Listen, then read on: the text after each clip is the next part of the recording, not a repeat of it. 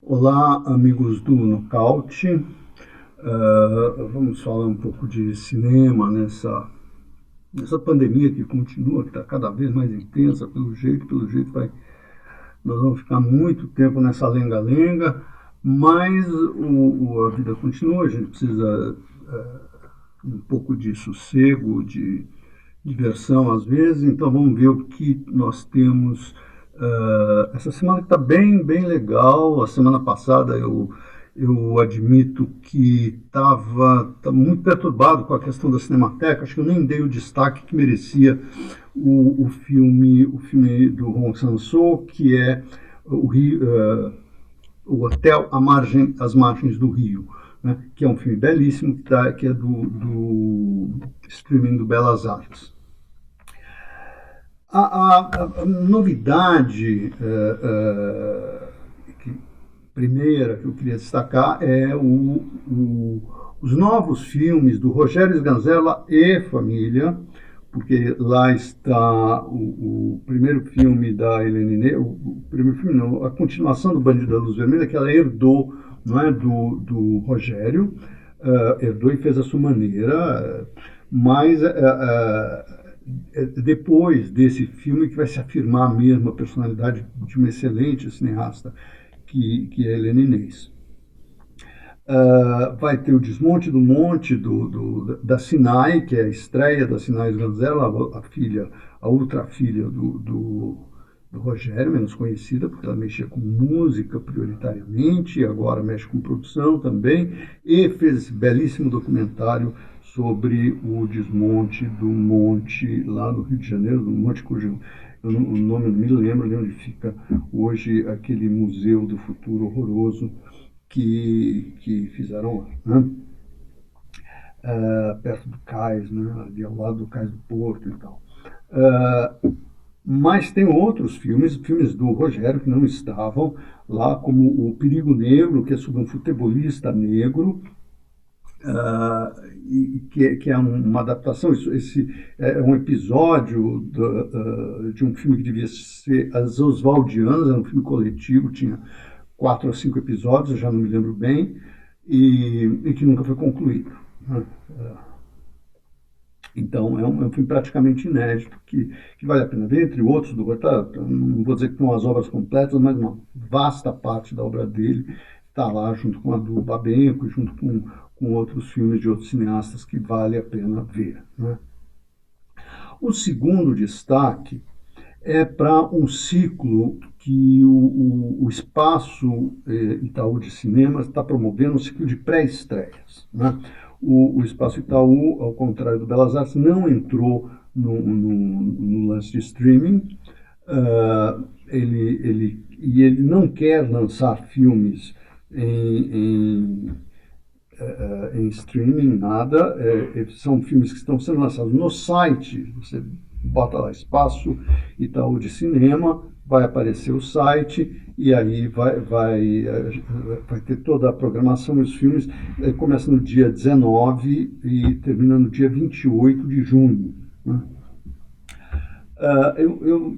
Eu acho que tem 2 filmes ali que merecem uma atenção muito particular. O primeiro vai entrar no final, né? É um filme brasileiro do Hugo Giorgetti, o filme mais recente do Hugo Giorgetti, que se chama Dora e Gabriel, que é simplesmente a história de 2 personagens o tempo inteiro dentro de um porta-malas. Então, é um exercício de minimalismo radical do Giorgetti, muito inventivo, muito com aquele humor que caracteriza os filmes dele, mas ao mesmo tempo quase misteriosamente, você vai vendo o filme, você vai vendo a aventura deles, e você de repente diz, caramba, sou eu o personagem, sou eu que estou aqui dentro desse carro sendo levado para algum lugar por alguém que eu não sei quem é, né? E com alguma coisa que vai me acontecer que eu não sei o que é.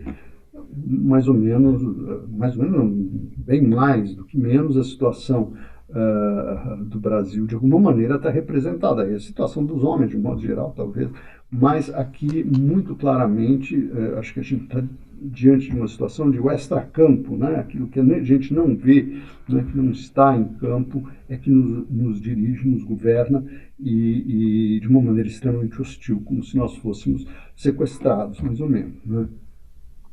Então, esse é um filme muito interessante que vai passar no final, entre acho, 27 e 28 de julho. Os filmes vão ser apresentados, cada um fica 2 dias em cartaz durante 48 horas. Né? Qualquer hora entra e começa a maneira de filme que entra em computador e tal, normal. Né? Bom, o outro filme diz respeito a uma cineasta ainda pouco conhecida, chamada Alice Guy, para outros Alice Guy Blaché. Né? Eu prefiro chamar de Alice Guy porque foi com esse nome que ela começou a filmar na Gaumont em 1896. Portanto, ela é uma cineasta tão pioneira quanto Méliès, né? Quer dizer, segue-se logo ao Lumière, né? E foi ignorada por diversas razões, ela acabou sendo ignorada. Primeiro que ela trabalha na França até 1906, daí ela vai para os Estados Unidos, abre uma outra firma com um marido chamado Solax, o casamento é um par de botas na vida dela,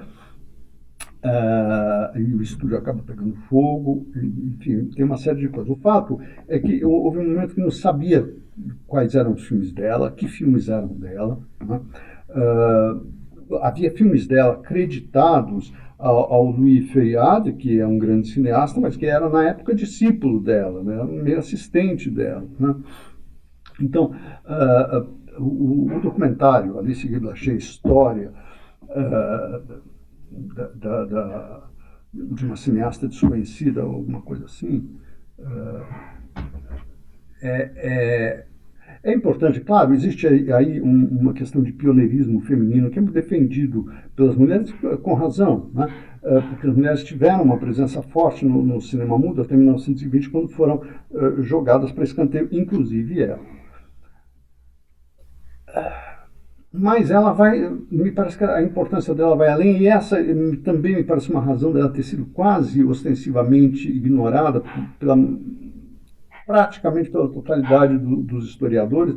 O documentário cita exceto um que era amigo dela, vivia lá na Bélgica, e a Bélgica não é a França, então não tinha, nem a Itália, então não tinha essa presença histórica tão forte, né? Tem uma série de circunstâncias que a levaram a ser desconhecida, inclusive quando Leon Gaumont ia lançar um livro em que lhe dava o crédito, porque ela era secretária, estenógrafa do Leon Gaumont, quando ela diz, vamos fazer filme. O Gaumont não, o negócio dele era vender aparelhos, produzir aparelhos, vender aparelhos. E aí ele entra nesse negócio graças a ela é a sua primeira cineasta. Ora, os filmes desaparecem, aquela coisa meio habitual de cinema, as próprias pessoas que faziam não davam tanta importância a isso, né? E quando o Leon Gaumont ia lhe dar o crédito num livro, estoura a guerra e não é possível, depois ele morre, né? Enfim, todos os azares vieram à tona com a Alice Guy, ela acaba sendo reconhecida, embora exista uma entrevista que é feita com ela por esse crítico belga e tal, que é bem importante, né? Mas o que se vai ver é a beleza dos filmes dela mesmo, como eu falei, o cinema sempre se desenvolveu a partir de duas linhagens, a linhagem Méliès, que era a linhagem Lumière, que é a linhagem do real, né? E a linhagem Méliès, que é a linhagem do sonho, da fantasia, etc. Ora, a Alice Guy seria uma terceira vertente que a gente poderia chamar de sonho real, né? De alguma maneira o cinema narrativo, né? Ou como diz o Tom Gunn, que é um grande historiador desse período, e de outros também, mas desse daí em especial, até então você tinha um filme de atração, né? Com coisa espetaculosa, alguma coisa que você nunca tinha visto para chamar atenção, e ela conta histórias já, né? Então, e conta histórias magníficas. Algumas onde ela chama o lado feminino ostensivamente, como por exemplo os efeitos do feminismo, muito antes da Simone de Beauvoir, em 1905, 1906, por ali, né?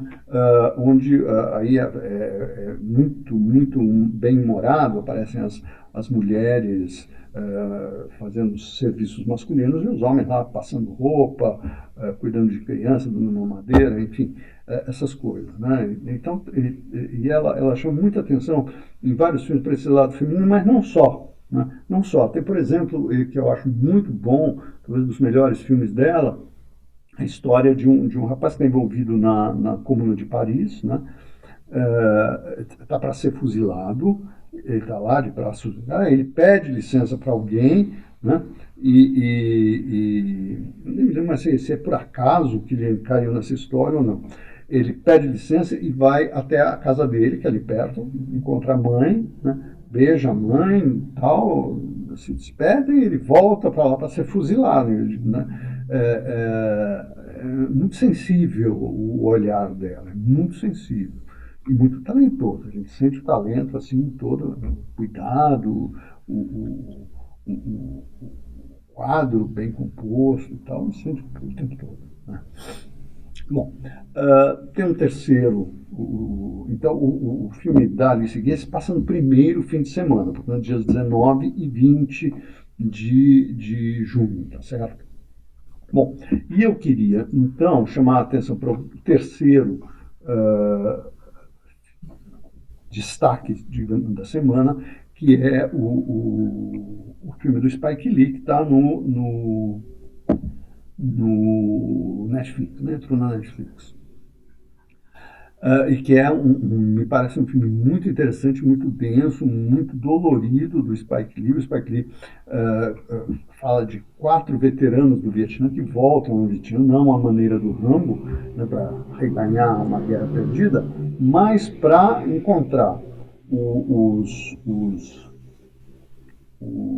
a alçada, né, dos restos mortais de um companheiro deles, né, que eles querem levar de volta para os Estados Unidos, e, ao mesmo tempo, encontrar uma fortuna que eles acharam e enterraram, que era destinada à libertação dos negros nos Estados Unidos, porque ele está sintonizado com a época 66, 67, 68. O filme começa com o Muhammad Ali dizendo que não vai para o Vietnã, etc. Vietnamitas nunca soltaram o cachorro atrás dele, nunca fizeram as coisas que os brancos costumam fazer. Então a sintonia é essa, porém a época é outra. Então o Spike Lee vai jogar de uma maneira muito interessante com as contradições que aparecem, né? Contradições que são entre negros e asiáticos, entre vietnamitas e americanos, entre negros e imigrantes nos Estados Unidos.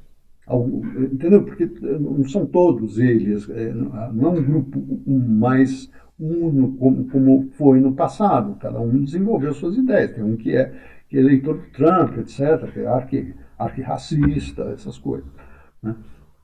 Onde dá para ser hostil, ele e é também um cara mais complicado psiquicamente e tal. Então é um filme interessante por vários títulos, porque ele desenvolve muito todas essas contradições, né? Todas as desconfianças, todas as mudanças do tempo, que agora a gente pode até pensar que o filme de repente ficou fora do tempo por conta das grandes revoltas, do Vidas Negras Importam, tudo isso que está acontecendo agora, né?